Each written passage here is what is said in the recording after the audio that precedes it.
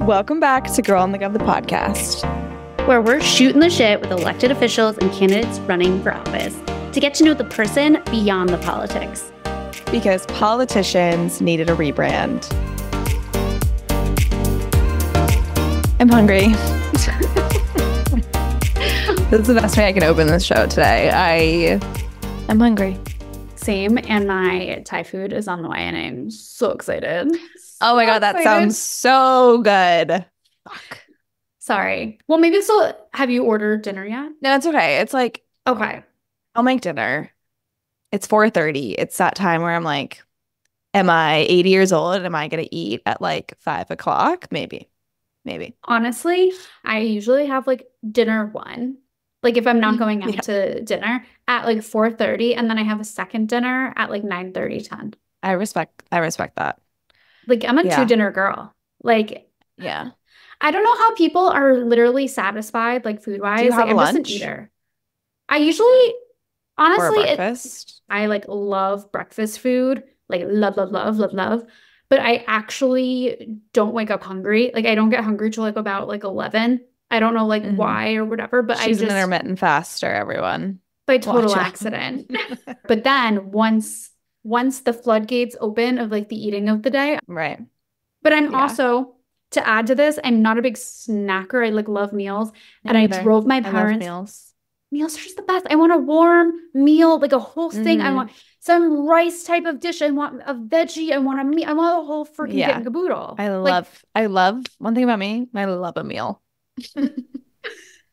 Yeah. I also love and respect a snack, but I'm usually like just having the 3 meals of the day. Like I'm not really snacking in between, which I'm proud of myself for. I know that's a slippery slope to be a snacker. Well, usually but some people only snack and don't meal. I'm a snacker, but the snacks are also meals. See, like if you have pizza for your snack. Yeah. What is that?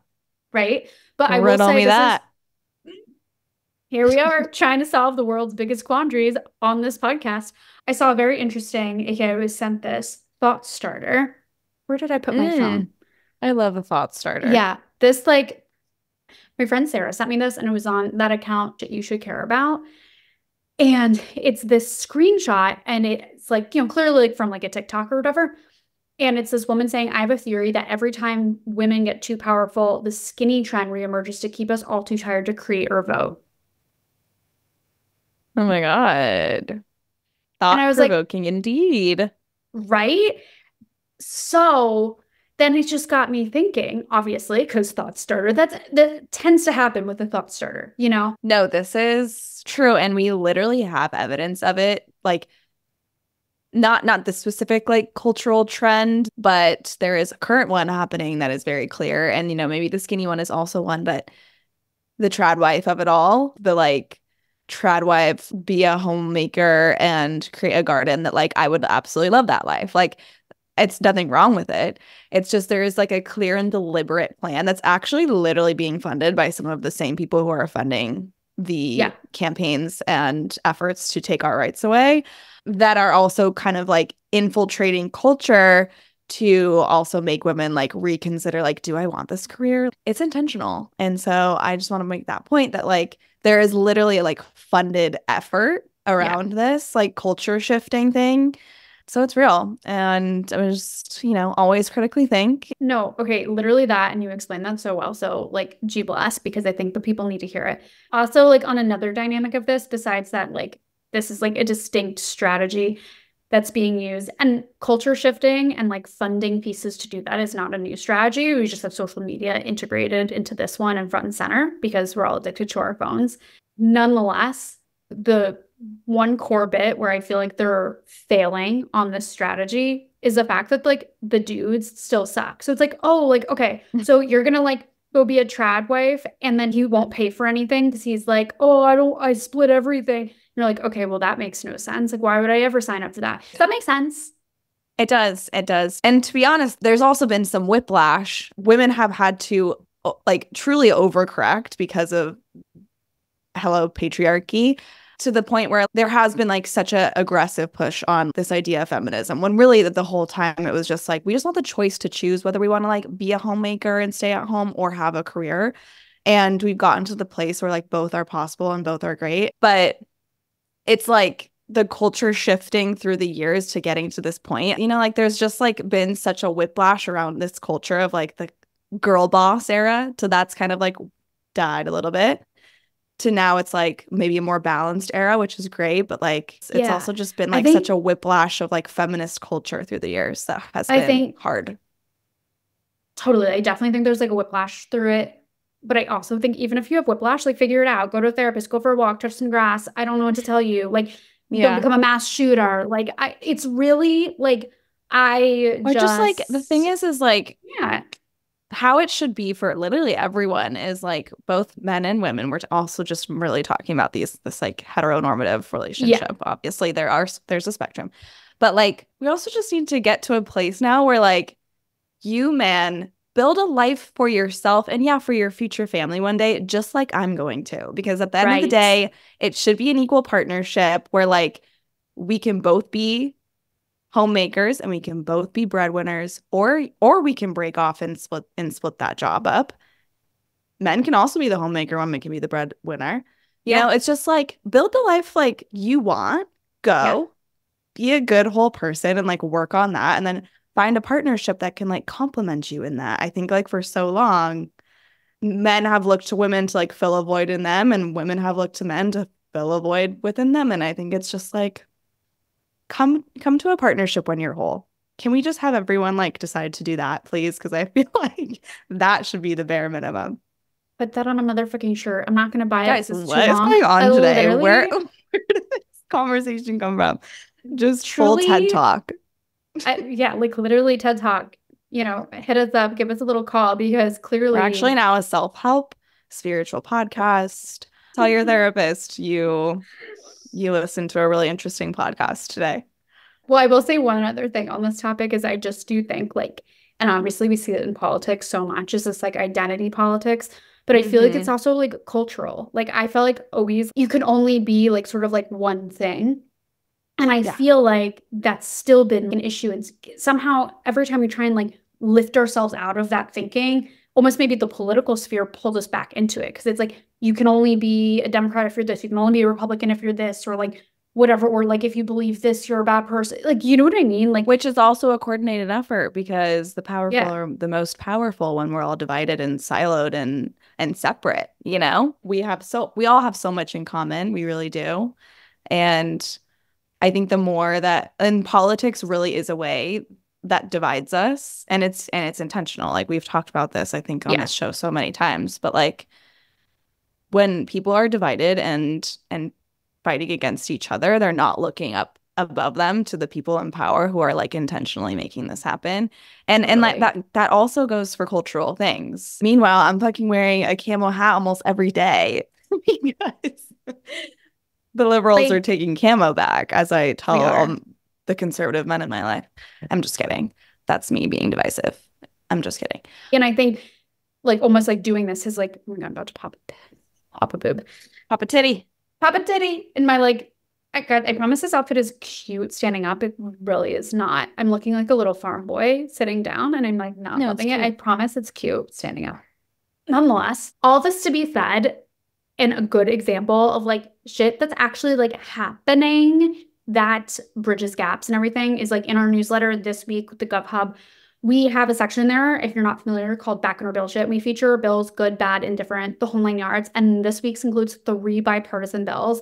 1 dealing with small business, 1 dealing with consumer transparency, and another one also dealing with sort of consumer issues in manufacturing with infant formula. So like really important shit that's actually happening in those bills. Yeah, like love it. And that affects like everyone, depending on where you fall on the political spectrum and who you vote for.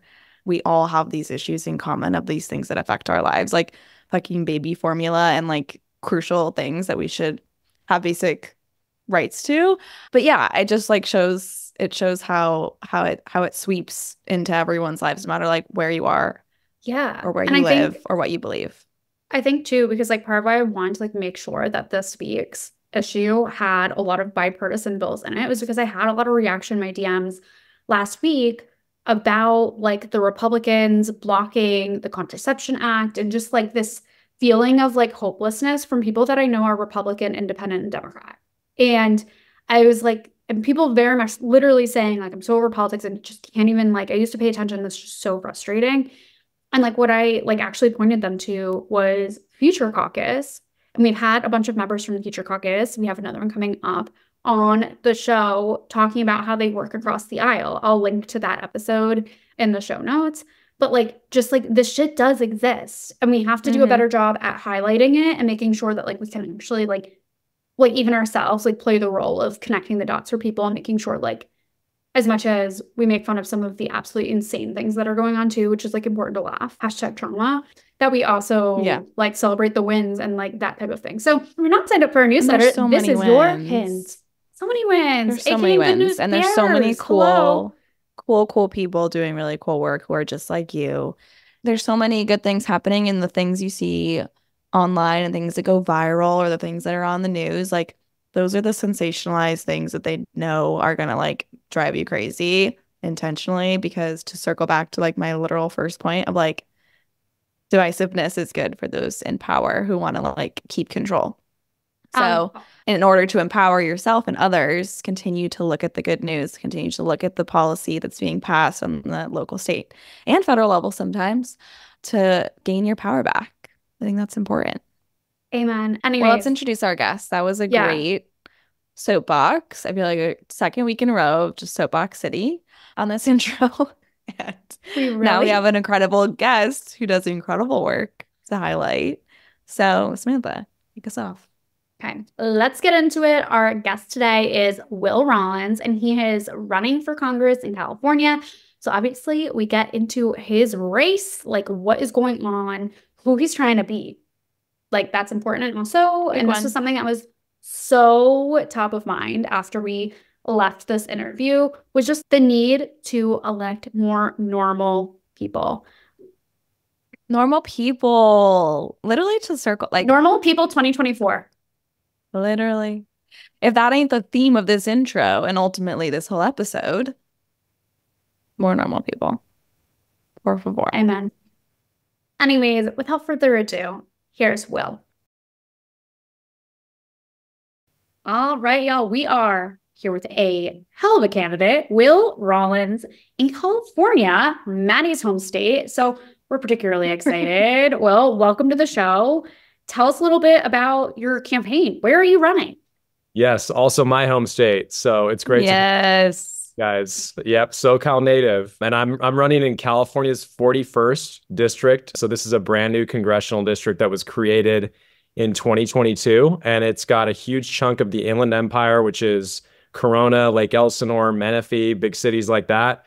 And then it goes all the way out to the Coachella Valley. So Palm Springs, Rancho Mirage, Palm Desert, La Quinta, Indian Wells. If you've been to a bachelorette party in Southern California, I've probably seen you in Palm Springs. So that seems to be like the most common person we see now. Or Coachella, of course. Right. Coachella also, although I'm too old for Coachella now, but yes. I'm getting too old as well, but I've definitely had a couple years down there at Coachella. Did you camp? Did you camp? No. Oh my God, I could never. Only because I just value sleep too much, and it's just like it's not an option when you camp at Coachella. I feel like it's just so loud. Everyone just parties all night. Yeah, tough to recover from that, especially Congress. So yeah, I feel like those things could be a little hard to balance. I'm curious too, for people that aren't, familiar with the district. It's huge. I mean, I feel like California districts are huge. Like, what is the makeup of the district? What's sort of the political landscape there? Yeah, it's a 50-50 split in registrations. Oh, wow. Almost identical number of registered Republicans and registered Democrats. And then there are about 90,000 independent voters. So a lot like the entire country, split right down the middle. And that's pretty much our congressional district, the country in a nutshell right there. Wow, that's crazy. I mean, I'm curious, like, what the initial strategy is. Like, what, obviously turning out your base, but this big pot of independent voters, I'm curious, like, how you're approaching them. Yeah, I mean, mainly what I need to do is get to know people because I ran in 2022, had a job in law enforcement before running for office. I was a federal prosecutor and I worked in counterterrorism and counterintelligence cases and helped prosecute some of the people who attacked the Capitol on January 6th. And that's what originally prompted me to run. But I had a completely different career. And so going from that job to a job where the goal is to get people to know who you are, to be more self-promotional was a big change for me. So in the midterms, I came close to Calvert, got about a 4-point race. It was 48-52. But in 2024, with the presidential election with higher turnout, we've got a much better chance to flip the seat. And so a big part of our strategy this second time around is making sure that the voters who didn't get a chance to know me in 2022 when the turnout was low actually get a chance to see me, because where they did get to know me in the Coachella Valley, which is where I live with my partner, Paolo, in Palm Springs, we did really well. We beat Calvert by 20 points. But in the Inland Empire, where it's a very expensive media market, the turnout was way lower. My name ID was much lower. And so a big part of the second campaign is making sure people actually just get a chance to see me and see what I stand for in the contrast between the two campaigns. Yeah.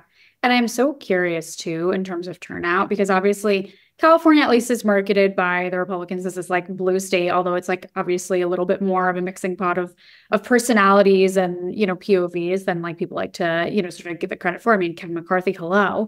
But regardless, you know, of that, I am curious, like, what you do about turnout. Like New York has the same issue. People sort of just ride the coattails of, oh, it'll be fine, we're a blue state, but like don't sort of seem to see the bigger picture. And so I'm curious, like, what your thoughts are on trying to push people out the door and be like, guys, you need to vote. Like, what does that look like? Yeah, I mean, people need to get their asses off the couch this election. If you care about women's reproductive freedom, if you care about the freedom to choose your own leaders, if you care about you know, affordable housing in Southern California, if you care about having a job where you don't have to sit in traffic for 6 hours each day to commute to and from the Inland Empire to LA or Orange County and sitting in bumper to bumper gridlock, you've got to show up and vote. And there has to be a meaningful strategy from people like me who are running to flip these purple congressional districts to do that. And fortunately, one of the only benefits of losing once is you know where all the Democrats are that didn't show up in the midterms. And so our strategy this time around is to literally knock the doors of the Democrats who didn't vote in 2022. And there are tens of thousands of them in this congressional district. And a lot of them have had Calvert for over 30 years. And they've seen somebody in a deep red seat who they never thought they had a chance to beat finally get almost defeated in the midterms. And so I always like to say one of the biggest earned media opportunities we got came when they were actually counting the ballots in my congressional district in November of 2022, because our race went uncalled for a week afterwards. And I had people come up to me after the election and they said, we didn't even know that we had a chance to beat Ken Calvert until we saw them counting your name on the ticker on CNN for a week after the ballots came in. And so fortunately, this time we're on the map. And so more and more people in the Inland Empire and in Riverside County are getting fired up to flip this district. But we also know that we just have to knock the doors. And so to anybody who's listening to this, if you want to come out and help us in Corona, WillRollinsForCongress.com, click the volunteer link. It's close to LA. There are a lot of people who've been driving in and helping us do that. We've got a great volunteer network from all of our voters already in Corona, Lake Elsinore, Menifee, but we need the help from all over Southern California to knock on these tens of thousands of doors to make sure we get the Democratic turnout where we need it to be. Yes, for sure. And just like need that Kim Kardashian quote remixed, what you just said of get your ass up and vote instead of work, the problematic quote. Okay, obsessed with all of that. I think it's such a theme, I think, that we're seeing in so many districts of like there is this just untapped, well, yeah, not necessarily even untapped, but just group of voters, especially on the Democratic side, who sit out. And it's unfortunate to see. And I think that's hopefully something that we can change in races across country, but especially in tight ones like yours. So I love all of that. I'm also curious about where specifically, like in the district, I don't know if you said this, like where you reside, like what does your day-to-day look like? What are the things you love to do? Who you love to do it with? Yeah, well, I'm actually a shell of a human being since I've been campaigning for 3 years. Yeah, is he like MIA? Or you like, where do I find this dude on the map? You're like, genuinely, I don't know what I like to do anymore. Right now, actually. But no, I love Palm Springs. I mean, my partner and I live there, and I grew up going there all the time as a kid. And I didn't come out till late. I thought about enlisting in the military after 9/11, but Don't Ask, Don't Tell was in place, and didn't want to give up on my goal of doing something in counterterrorism. So I went to college, took Arabic, applied to the CIA. Never heard back from the CIA. Very stubborn, so I continued to keep going into law school and eventually got hired to join the Justice Department as a federal prosecutor. And so, I grew up and had a career where my job was to work in public safety, and I loved it. And I think that that's kind of what's driven a lot of my professional decisions has been, trying to get into a career of public service. And as great as that is, you also need to unwind. And there's no better place to do that than the Coachella Valley. And I mean, when we have some downtime, the hikes, and I'm sure, your listeners who've visited Palm Springs or the Coachella Valley or any, part of the desert out in Southern California know how beautiful it is. And it is an incredible place to relax. It's an incredible place if you love the outdoors, if you like to golf, if you like to hike, if you like to, go to the Play pickleball. Play pickleball. My mom is in a league, so there's the first time I ever played pickleball was in Palm Springs, and now I'm just a pickleball girly. I've been playing like every week. I'm obsessed. If I can't like reach her, I know she's at pickleball. I'm like, okay. Yeah. Yeah, I've actually gotten beaten by my mom and her friends playing pickleball. That's why I love it. It's like, I know we were talking about this last week, how I was playing with my friend against these our two guy friends, and they were like, oh, like, we'll try and take it easy. And I'm like, this is not like a gendered sport. Like, and then it's also not like an aged sport. Like, I could get my ass beat by a 7-year-old and you can get your ass beat by a woman. Like, sorry, it's just how it goes. Probably beat their asses, I bet, in that game. We did. We won. Came in cocky and they went home humiliated, as they should. So good for you guys. Yeah. But we love it. And I mean, the downtime is few and far between. And as I said earlier, I really have to spend so much time in the western part of our district this cycle, because that is the part of the community in the congressional district that doesn't yet know me. So a lot of our days are spent on the road out there campaigning. Just got to go to the Corona Chamber of Commerce event last week and speak to all their members. I mean, that's an organization that people think of as like a Republican leaning crowd, right? But if they see somebody like me and I start talking to them about my story, my work in law enforcement, working for a Republican governor right out of college, even though I've been a lifelong Democrat, worked for Schwarzenegger, my first job after graduating, I actually get to make some inroads with people who have this vision of what a stereotypical Democrat is in their head. And I get to kind of defy that. And that's one of my favorite parts about campaigning, almost as fun as pickleball. Totally. Well, I feel like also it's like there used to be this concept of like the Big Ten, which is starting to like come back a little bit more on the Democratic side. And just understanding that there can be many different variations of a Democrat is so important, not just for Republicans and understanding that, but also for Democrats. Like, it's not everyone has to be cut like carbon copy. It just doesn't work that way. Like, that's just not how the world goes round. So I think those conversations are super important. You mentioned going across the, across the district. I'm curious if you have any like podcasts, music playlists, like what's on the radio, the aux cord, give us the tea. I mean, Sabrina Carpenter's Espresso. A classic. Now, just getting on the bandwagon there, but she is my pop queen. She's good. And then for my nerdier moments, Talking Feds with Harry Littman. I miss my job a lot, actually, because helping the FBI catch bad guys is a lot more fun than asking people for money. And Talking Feds gives me a little bit of my nostalgia when I'm looking to catch up on news about federal law enforcement and what's going on in the courts right now. So that's a great one too. Very cool. Is that a podcast? Yeah, it's a podcast. Okay. Mm-hmm. Okay. It's everything that has to do with our federal courts, I would say. And courts, okay. Kind of the most prominent news developments in the federal court system, although there's been a lot of coverage of the recent criminal trials too. And he's got some great guests on there who are experts in the both federal and state criminal systems in New York, for example, after the verdicts last week. And having people like that to kind of give their take is one of my nerdier guilty pleasures when I'm not, listening to Dua Lipa or Sabrina Carpenter. I love that. No, that's a great balance. we're Yeah, all about balance on this show. You know, you got to get the politics in and the reality TV. It's a dance and you got to do it. totally. Well, I was Yeah. also curious, what have you had any like kind of crazy stories on this campaign of like any drama, any tea, any like people coming for you in annoying ways? Like I'm curious what stands out in terms of, honestly, not even just this campaign, but your entire, like you said, 3 years of like campaigning. Yeah, What's I'll share a funny sort of thing that exists in campaigns that I didn't know existed until I actually started doing it. And there are these people called trackers, and they follow you around. They're paid by big, partisan organizations or independent expenditures, and they're literally paid to show up and ask you questions on their iPhone, and they get right in your face and they say things like, "Why are you okay with our country being invaded by illegal immigrants?" Or why is it that you want to mutilate children's genitalia? I mean, they ask you these outrageous questions and try to get you to react. And that's like what? somebody's full-time job, and they show up. And so the first I couple, had no idea anything about this. What? yeah, it's a tracker. I don't know how they hire. I haven't really seen any job postings for it. I wonder if the left has any. Sounds fun for a day.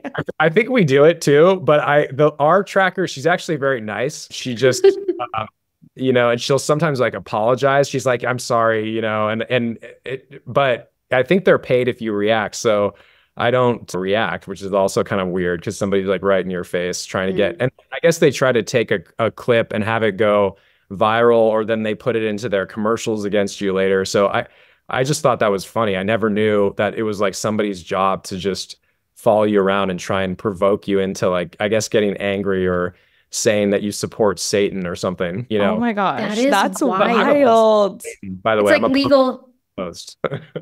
It's like literally like legal stalking. That is crazy. It's weird. It's weird. Another funny thing that's happened to me, a lot of people will comment on appearance as a candidate. So I've had some people come up to me. Somebody came up to me at a fundraiser once and they were like, you look 15 years older than your partner. And I was like, oh, well, we're actually just 3 years apart. And he's like, yeah, but you look 15 years older. And I was like, thank you. Okay. And like, that is, I was like, I guess the Botox starts coming in. Yeah. So the trackers do that? Is that what you said? That was just a random guest. Oh, right. Yeah, that is crazy. That's kind of like, when someone tries to be like, oh, you look like so-and-so, and they like pull up a picture of someone on the phone, and they're like heinous. And you're like, why are we still doing this with people? Like, it's just... No, there's some people that truly lack any feel. Yeah. Yeah. Yep. That's I'm like, what? Tact is out the door. But wait, speaking of your partner, do we have a fun meet cute? Oh, yeah. Our story of meeting is not as exciting as my parents' story, which I think is a better story. But our story of meeting is we were just at a mutual friend's birthday party in New York. And that was now a long time ago. I was 26, he was 23. And now we've been together almost 14 years. And we did long distance for a while, but I eventually convinced him to move to Southern California, and he's still holding it against me. He's grown to love it, of course, but especially when it's winter and, if you visit your friends on the East Coast, and you realize just how lucky we are to have it, especially in springs. So, yeah, for sure. Oh, yeah. Well, wait, okay. Now we have to hear the parents. Oh, yeah. Let's hear the parents' story. Oh, yeah. This one's much better because my parents met at a Halloween party, actually. And my dad walks up to my mom at a bar and he's like, "Is this guy bothering you?" 'Cause somebody was sitting next to her, and she was like, "No." And he's wearing a wig, I guess, in some costume, and he asked her out on a date, and he was working for a newspaper at the time. And so the way that he was able to convince her to go on the date with him was by saying that he would give her early access to the classified ads because she was looking for an apartment, and they had all the apartments listed in the classified ads. So she shows up at their first date, and his wig is gone, and he has all this gray hair, which I'm obviously starting to get now myself. And she's like, "Who are you?" He looked like a totally different person because the Halloween costume wasn't. And yet they ended up getting married. So I just love that story because it's a reminder of how important it is to, use hair dye when you're trying to meet.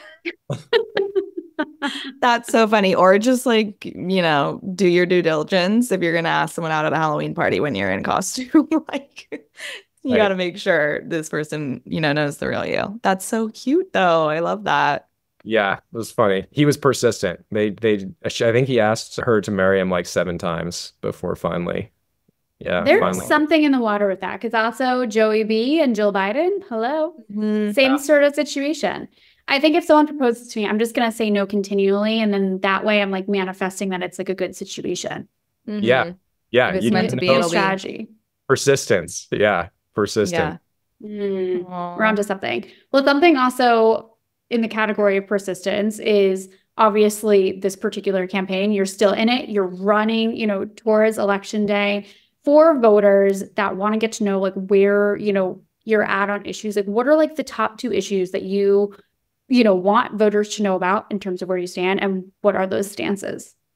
Yeah, I mean, I think most people right now are worried about the economy and the cost of living, and I totally get it, because in places like Corona, a studio apartment is $2,000 a month. I mean, that's outrageous, and it's becoming completely unaffordable for people to live in Southern California. And so I think we need people in the House of Representatives that are actually going to try to fight rising costs. And unfortunately, that's not what my opponent's been doing, and I talk about a couple of different ways that we should try and fight it. But if you look especially for people who have been in California for a while, who are trying to buy a house, for example, or trying to just get into the market, the interest rates are crazy. Everybody knows that right now. And the price of like a first-time home for anybody, a small family, single family home, record highs in Riverside County. And we've got a member of Congress who voted to make it harder for us to deduct the interest on mortgages, right? That's something that happened in 2017. So now you're paying more for your house every year because you live in California, thanks to this Republican guy. And so a lot of people think Republicans are better on taxes. Well, this guy's not. He made it harder for you to deduct your mortgage interest. That sucks. It's hard enough as it is to buy a home in Southern California. We also, whether you like it or not, we pay a lot in state and local taxes. Your member of Congress, if you're living in our district, voted to make it harder for you to deduct those state and local taxes, making your life way more expensive. He's also a huge real estate owner in the district. He's, raised rents on his tenants as all are feeling a squeeze. A member of Congress doing that, who's also made $20 million since he was first elected in 1992, in part by using earmarks to benefit his own real estate investments. So he's bought vacant parcels of land. He earmarks a transportation project nearby, turns around and sells the project for a huge profit in a short period of time. And believe it or not, Fox News did a 7-minute documentary talking about this guy's use of earmarks to benefit his own real estate. So that's something that I hope voters know and think about when they go to the polls, because it doesn't matter what party you belong to. You should have a member of Congress who's working for you, not the other way around. And I hope voters remember that this November. I think, one of the other things that I hear a lot about from people are rising healthcare costs and prescription drugs, especially in the Coachella Valley. And again, people paying out-of-pocket costs that are astronomical. We just had the last Congress that passed a bill to cap the cost of out-of-pocket prescription drugs at $2,500 per year, and to cap the cost of insulin for diabetics at $35 a month. Both of those bills Calvert voted against. So again, you're paying more because this guy's voting to increase your prices. And I think we got to just really hammer that economic message, especially in the Inland Empire. Try to get more affordable housing, more funding for that, more infrastructure projects that create 6-figure jobs in a county where the median income is $70,000 per household. The 91-71 exchange in Corona, that's going to create 6-figure jobs for apprentices. Don't need to have a college degree for this job. And it's funded in part by the bipartisan infrastructure bill that, again, my opponent voted against. So I'm trying to talk a lot about those kitchen table issues because they come up again and again with our voters. Totally. Guy seems whack, to say the least. And like, what is his deal? Like, obviously loves his real estate. I was literally going to ask that same question, but I was like, honestly, I know his deal now. Like, that's absolutely nuts that he, for 30 years or whatever he said, has been doing that. And it's so sad to see too, because I think like even Republican voters, if they were aware of those things, which they probably aren't in some ways. Like they wouldn't be on board. Like most Americans, like their biggest thing is this kind of like populism angle of like corporate greed and, you know, that then bleeding into our politics. And like that is the message that I think everyone's so over and wants fresh people who are like representing their interests. And this guy is clearly not that. Like, so 100%. I feel like my answer. Yeah. I mean, he was first elected when I was 8. So he's been here for 32 years. He again has a huge increase in net worth, 20 million bucks on 170,000. That's the congressional salary, right? And I think what I've seen again and again across party lines is people want, and people are understandably angry at DC because Washington is broken. The question is, can we channel that into the right place? And the right place, in my mind, is banning members of Congress from using their positions to enrich themselves, banning members of Congress from trading stocks, term limits, so we don't have the same people representing us in Congress for 3+ decades, a lifetime ban on lobbying by former members of Congress, ending Citizens United to get massive corporate money and independent expenditures out of politics so that you don't have to raise $10 million to win a congressional seat. I mean, the incentives are so screwed up for people to run for Congress. And I know this firsthand, having done it for as long as I have now. We have to get more normal people into our government or we're going to be in deep shit. And that's what I just keep telling voters. And I don't think so much of it has nothing to do with party. And so many of us in both parties are angry with DC. So let's unite on some basic reforms that really should apply to people in both parties, right? Yes, exactly that. Especially the term limits. My God.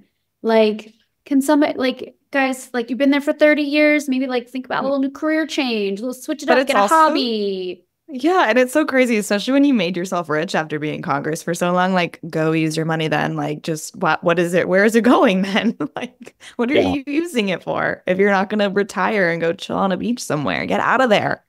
Right, right. Change is good. It's okay to hand over. Even it's like what I think is interesting about him is he wouldn't even pass the torch to a younger Republican, right? To say, okay, I've done it long enough. Let me encourage you, younger Republican, to get into this seat. He wants to hang on. And how old is he? He's 72-ish, something like that.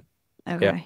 So a lot of Americans retire by that point. And I think, you know, some people just like the power and they like the status, and that's the reason they're running. And we've seen too many members of Congress also believe that it's part of a reality show, that like it's all about angertainment, right? And if you just get clicks and be extreme, you elevate your own profile, and some people crave that. And those are not the kinds of people that we want running the federal government in this country.